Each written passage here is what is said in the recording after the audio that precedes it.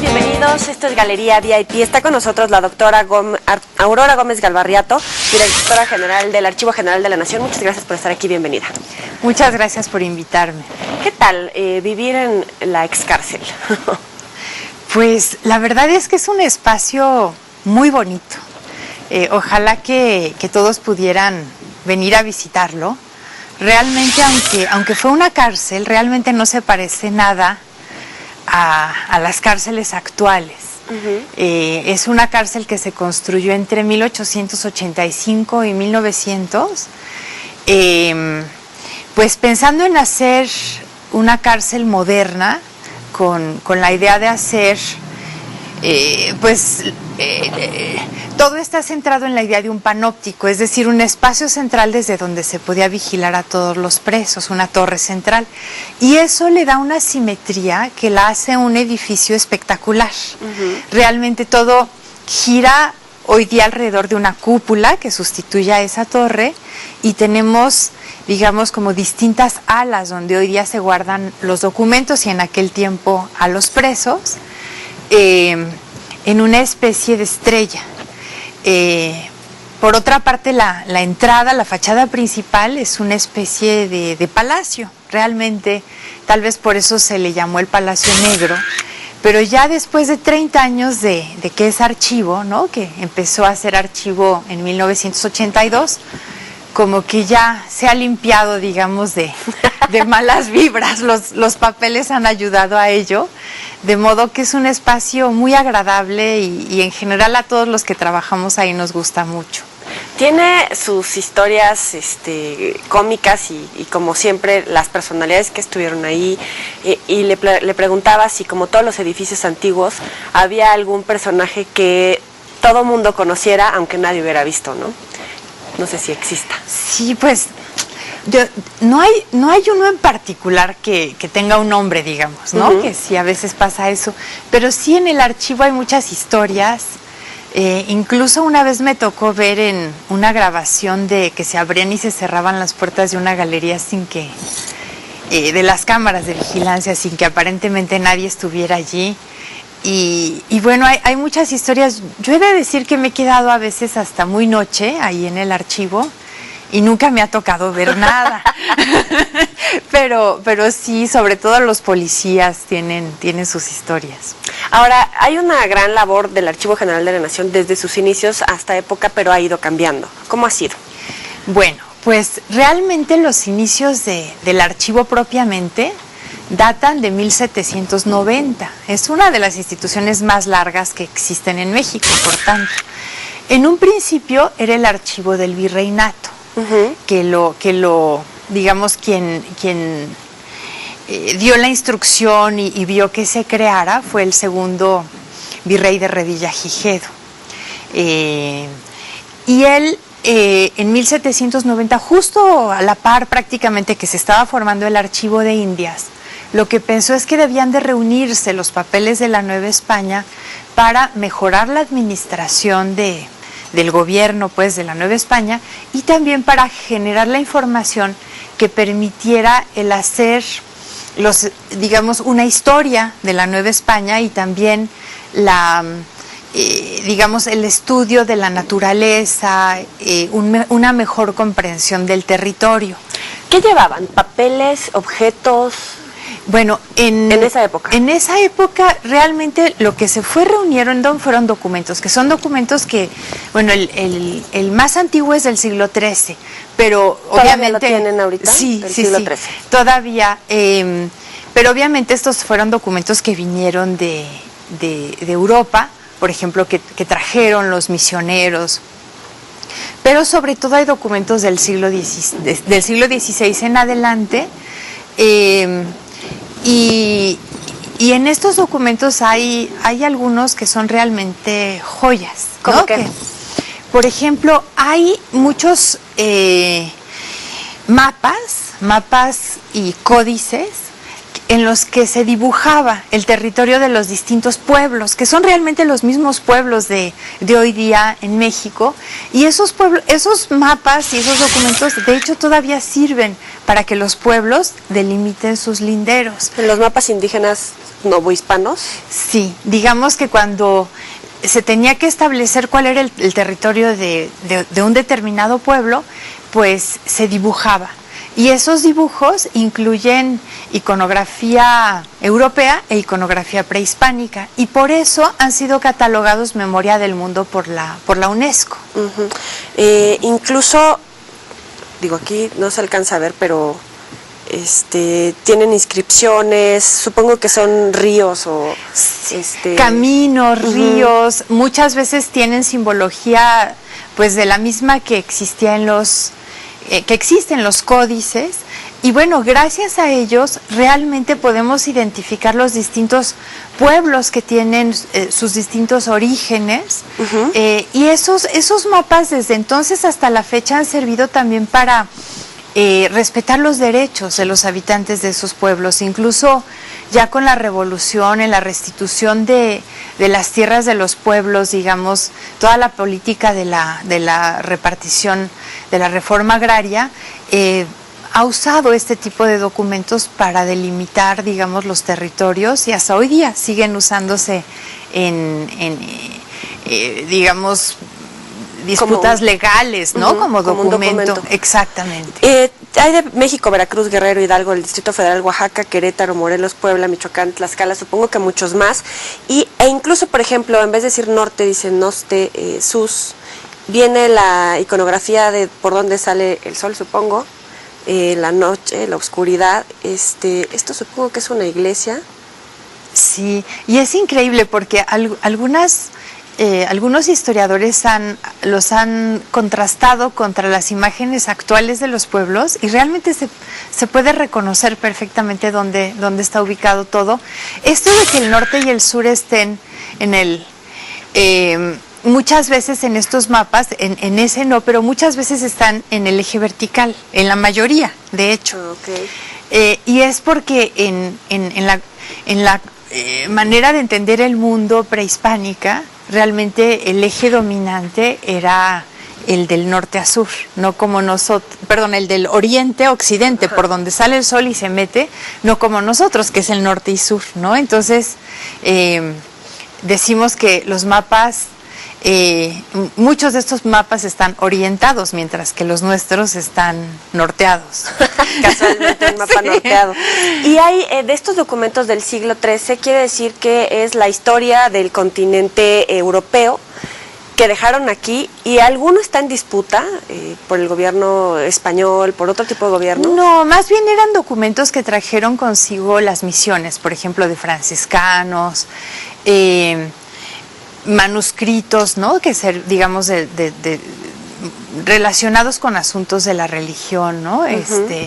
Pero en general, bueno, lo importante del archivo es que estos fondos, ¿no? Que se reunieron desde el siglo XVIII, pues en su momento, por ejemplo, le sirvieron al Alejandro von Humboldt para hacer la historia de la Nueva España. Y algo muy importante es que una vez que se dio la independencia, de que se dé en 1821, solo 2 años después, en 1823, a instancias de Lucas Alamán, ese archivo, que era en realidad del gobierno, que el gobierno, pues, digamos, a los funcionarios y a algunas personalidades les daba acceso, lo convierten en el Archivo General y Público de la Nación. Es decir, lo abren a la ciudadanía como parte de lo que significaba el ser un Estado independiente, y es, yo digo, la primera instancia, digamos, de un acceso a la información que se da en nuestro país.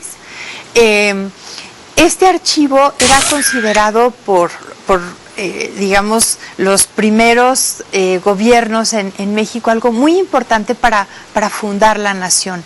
Y en el archivo había también muchos objetos que más adelante fueron a parar al Museo de Historia Nacional y hoy día al Museo de Antropología, porque también en ese momento de la independencia hacen recorridos por todo el país rescatando lo que les llamaban documentos y monumentos, que pudieran dar luz sobre la historia de esta nación que estaba iniciando.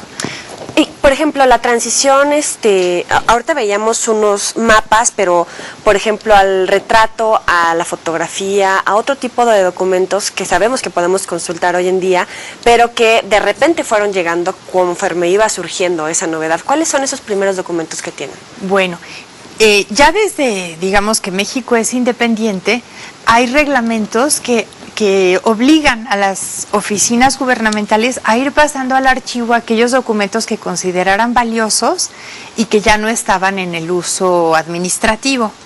De modo que realmente en el archivo se han venido reuniendo los documentos desde, a lo largo del siglo XIX, obviamente con tantas problemas de guerras, de cambios de gobierno, pues no es una cuestión así tan homogénea, pero en efecto tenemos los documentos organizados más o menos que cubren todo el siglo XIX, al Porfiriato.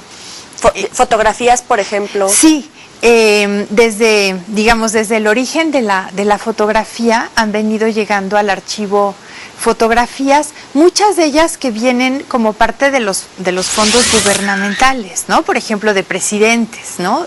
De presidentes tenemos muchas fotografías, incluso películas y videos, grabaciones. ¿Alguna que nos pueda desatar el morbo y nos quiera contar? Bueno, yo creo que realmente en fotografía lo más importante han sido donaciones de fondos muy importantes como el de los hermanos Mayo o el del fotógrafo Aurelio Escobar. También, bueno, el de los hermanos Mayo es muy, muy especial porque ellos estuvieron en España en la Guerra Civil.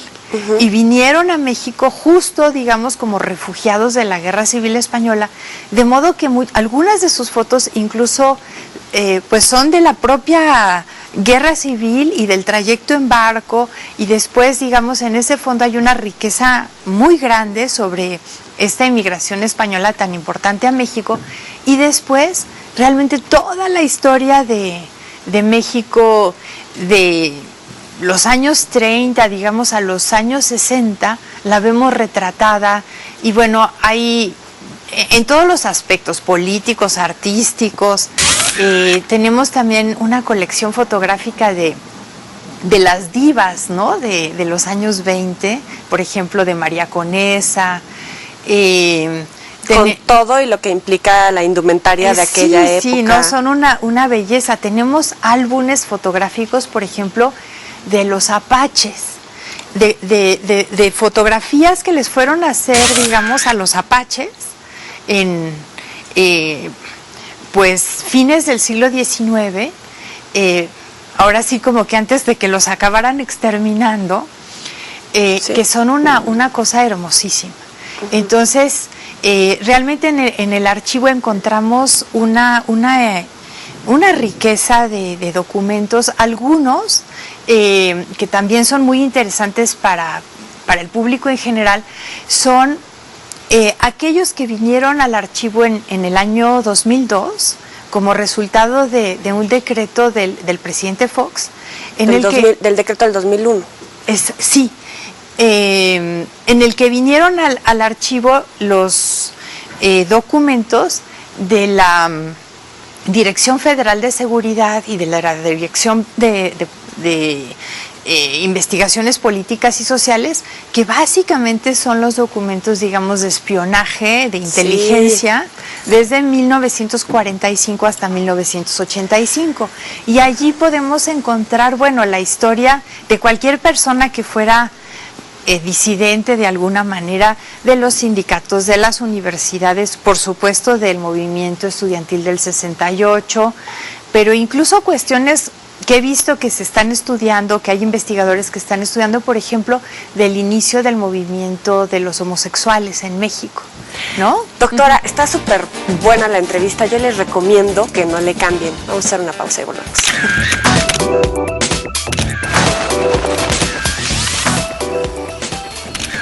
Gracias por seguir con nosotros. Estamos platicando con la directora general del Archivo General de la Nación, Aurora Gómez Galvarriato, acerca de estos documentos que estuvieron reservados durante muchos años y que ahora tenemos acceso a ellos simplemente con llegar con una identificación. Así es. Sí, realmente en el archivo tenemos, pues ahora sí que partimos del concepto que en una democracia los documentos de la nación pues son de los ciudadanos, de modo que cualquier persona con una identificación recibe una credencial especial que lo acredita como investigador. Tenemos una sala de referencias donde le orientamos acerca de la información que busca, dónde podría encontrarla para que tenga también posibilidad de hallarlo en ese mundo de documentos que guardamos, ¿no? Que son alrededor de 52 kilómetros lineales, unos 240 millones de hojas, ¿no? Si digamos en el cálculo. Pero hay, digamos, tenemos esta especie de recepción en el archivo donde orientamos a todo mundo, ¿no? Que busque.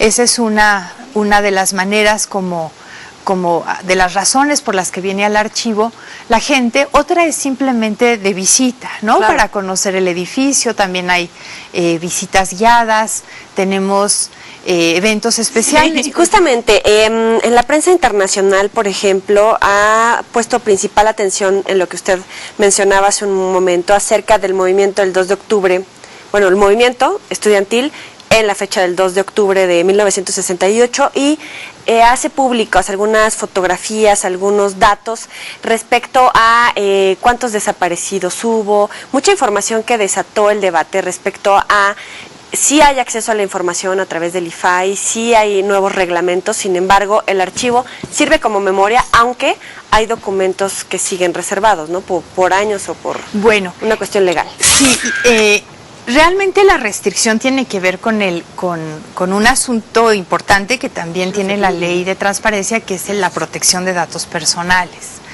Esto, gracias a la Ley Federal de Archivos que se publicó en enero de 2012, se comienza a resolver, porque ya en esa ley se establecen periodos para el tiempo en el que deben salvaguardarse los datos personales.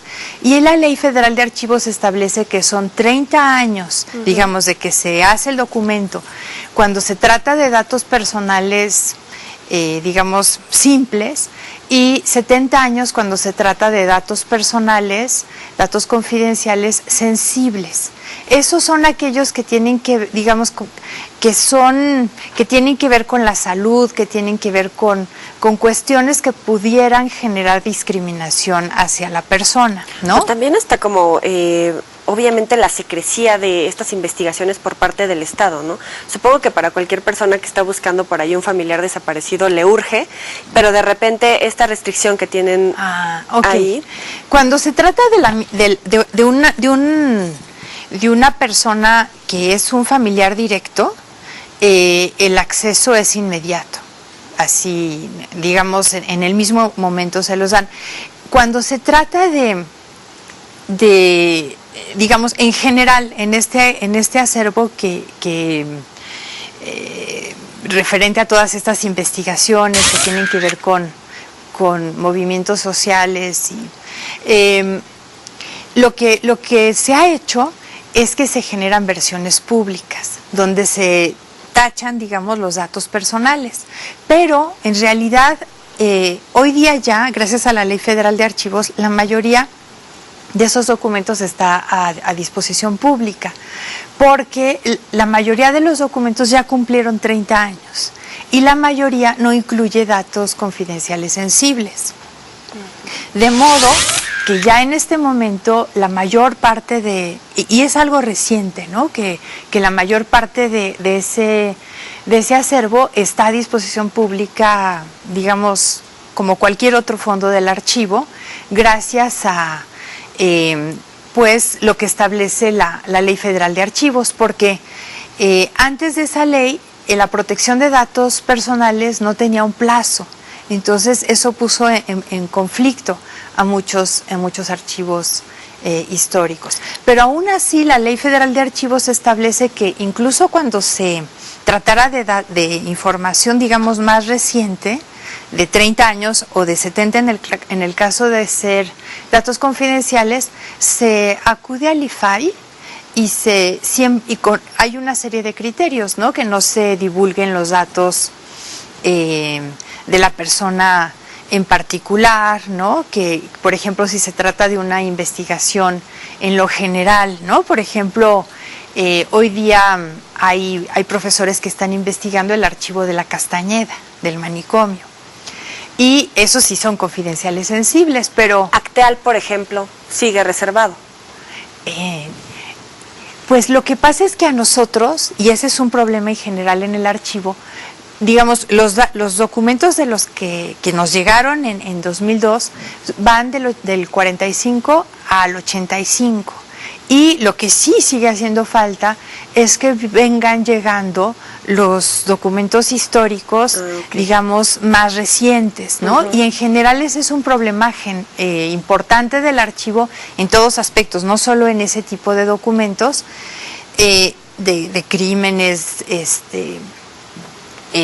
digamos, de matanzas, sino en lo general.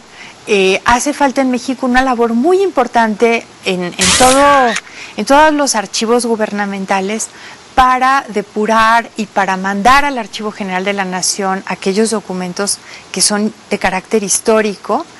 Y esto, bueno, es un trabajo importante en el que también trabaja el Archivo General de la Nación, para el que también necesitamos un edificio, que se acabe de construir el nuevo edificio que ya ha comenzado, para tener donde albergarlo. Pero sí, por ejemplo, recientemente recibimos el archivo histórico de la Secretaría de Educación Pública. Entonces, seguimos recibiendo documentos que nos van acercando hacia el presente, pero sí tenemos una brecha importante digamos, de documentos que tendrían que estar llegando ya al archivo, pero que en realidad falta procesarlos en los distintos archivos de las distintas oficinas del gobierno, digamos que siguen en bodegas más, en realidad dependiendo de la Secretaría, pero por lo general tenemos un hueco de información importante de los 40 en adelante. Es importantísimo, es prácticamente todo el siglo XX y eso requiere realmente una inversión importante, que además va a ser muy buena para organizar los archivos administrativos del gobierno y que tiene que ver con trabajar en esos archivos, depurarlos. La verdad es que una buena parte de esos documentos deben darse de baja, digamos, en los archivos de concentración del gobierno o de la Administración Pública Federal.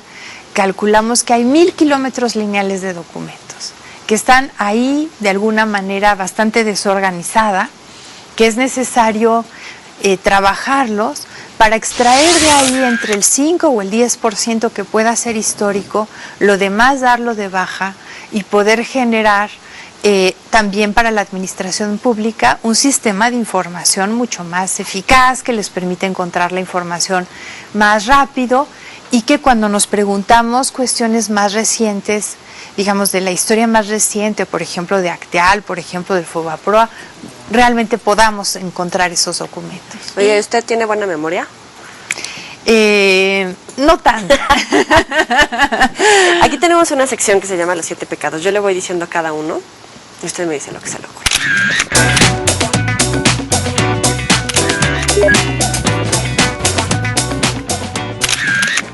Avaricia. ¿Qué tal? ¿Qué piensa cuando le digo avaricia? Pues pienso en las personas que roban documentos. ¿Envidia? Envidia sería, pues yo creo que la envidia que debemos de generarle a todos los países del continente americano por tener el patrimonio documental que guardamos que tenemos en nuestro país, no solo en el Archivo General de la Nación, realmente en muchos archivos de estados, de municipios, incluso privados. ¿Ira? Por darnos cuenta de lo mal que estamos cuidando en lo general en el país, esos documentos y cómo muchos recursos. Gula. Una gula por, digamos, por el escaparate, por las luces, por cuestiones, digamos, triviales que no van al fondo de nuestras raíces. ¿Lujuria? Bueno, en el archivo, en el fondo de Inquisición, tenemos historias increíbles de lujuria que les invito a repasar. Pereza. Es realmente algo que debemos realmente de vencer. De soberbia. Que muchas veces olvidamos, un poco cegados por lo que está de moda, por lo que es lujo, por lo que es fama. Doctora, muchas gracias por estar aquí con nosotros. Además de ser directora general del Archivo General de la Nación, es secretaria general de la Asociación Latinoamericana de Archivos y secretaria del Comité Mexicano de Ciencias Históricas y presidenta del Consejo Nacional de Archivos. Gracias por estar aquí. Muchas gracias a ustedes. Y gracias por acompañarnos aquí en Galería VIP. Buena memoria, pásenla bien.